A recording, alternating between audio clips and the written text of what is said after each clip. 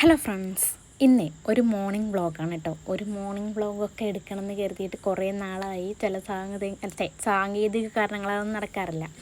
അപ്പോൾ രാവിലെ തന്നെ കുളിയൊക്കെ കഴിഞ്ഞിട്ടുണ്ട്. ഒട്ടുമിക്ക ദിവസങ്ങളിലും രാവിലെ നേരത്തെ കുളിക്കാറുണ്ട് കേട്ടോ. കാരണം എനിക്കിങ്ങനെ എഴുന്നേൽക്കുമ്പോഴേക്കും മിക്കപ്പോഴും കുളി കഴിക്കാറുണ്ട്. അപ്പോൾ അടിക്കലും തുടക്കലൊക്കെ കഴിഞ്ഞ് കുളിയൊക്കെ കഴിഞ്ഞ് പിന്നെ നേരെ വിളക്ക് വയ്ക്കാൻ പോയി. ഇനിയിപ്പോൾ ഒന്നില്ലെങ്കിൽ ഞാനല്ലെങ്കിൽ വിഷ്ണുവേട്ടൻ രാവിലെ കുളിയൊക്കെ കഴിഞ്ഞിട്ട് വർക്കിന് പോണതിന് മുമ്പ് വിളക്ക് വയ്ക്കും കേട്ടോ. പിന്നെ ഇന്ന് പ്രത്യേകിച്ച് വിഷ്ണുവേട്ടന് വർക്കും കാര്യങ്ങളൊന്നുമില്ല. അപ്പോൾ ഒന്ന് സാവധാനത്തിലെല്ലാം ഉണ്ടാക്കിയാൽ മതിയല്ലോ എന്ന് കരുതിയിട്ട് അങ്ങനെ എടുത്തൊരു വീഡിയോ ആണ് കേട്ടത്.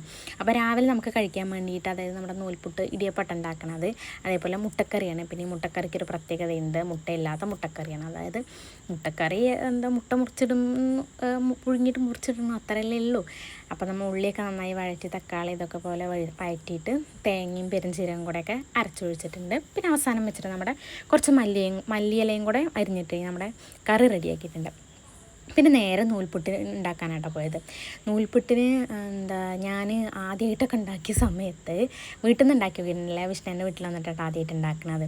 ഇതിൻ്റെ മാവ് കൂടുതൽ കുഴച്ചിട്ട് പെരുകിപ്പോവും, അതേപോലെ ഇങ്ങനെ നൂല് പോലെ ആവാണ്ട് ഇങ്ങനെ പൊട്ടി വരില്ലേ, അങ്ങനെയൊക്കെ ഉണ്ടായിട്ടുണ്ട്. അവസാനം വെച്ചിട്ട് ഞാനതിൽ വൈകുന്നേരം അടയിക്കിട്ട് എടുക്കുകട്ടോ ചെയ്തിട്ടുണ്ടായിരുന്നു. ഇപ്പോൾ പിന്നെ എല്ലാം റെഡി ആയിട്ടുണ്ട്. അങ്ങനെ നൂൽപുട്ടൊക്കെ ആവിയേറ്റം വെച്ചപ്പോഴേക്ക് കിങ്ങിനെയും വിഷ്ണുവിനൊക്കെ എഴുന്നേറ്റ് വന്നിട്ടുണ്ടായിരുന്നു. നേരെ ടി വിയുടെ മുമ്പിലിരിക്കുന്നുണ്ടായിരുന്നു. കിങ്ങിന് നേരെ കണ്ണു മെഴുകിന് ടി വി കണ്ടിട്ടായിരുന്നു. പിന്നെ അപ്പോഴേക്ക് ഞാൻ അവർ പല്ലൊക്കെ തേച്ച് വന്നപ്പോഴേക്കും നൂൽപുട്ടും കറിയൊക്കെ ടേബിളിൽ കൊണ്ടുവന്ന് വെച്ചു. പിന്നെന്താ, ഞാനും വിഷ്ണുവിനോട്ട് ആദ്യം ഇരുന്ന് കഴിക്കണ്ടായിരുന്നു. കിങ്ങിണിക്ക് അവസാനം കൊടുത്ത് എണീറ്റ് വരുന്ന സമയത്ത് തന്നെ കൊടുത്തു കഴിഞ്ഞാൽ അവൾ അങ്ങനെ കഴിക്കുന്നില്ല.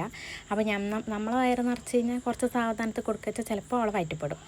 അപ്പം പക്ഷേ ഞങ്ങൾ കഴിക്കാൻ എപ്പോൾ ഇരുന്നോ അപ്പം ഞങ്ങളുടെ പിന്നാലെ ഉണ്ടായിരിക്കും. ഒന്നില്ലെങ്കിൽ വിഷ്ണുവിൻ്റെ ഇരുത്തിരിക്കുന്നുണ്ടാവും, അല്ലെങ്കിൽ ഞാൻ കഴിക്കുമ്പോൾ സൂര്യൻ കെടുത്തുണ്ടാവും. അത്രയല്ല ഇന്നത്തെ വീഡിയോ.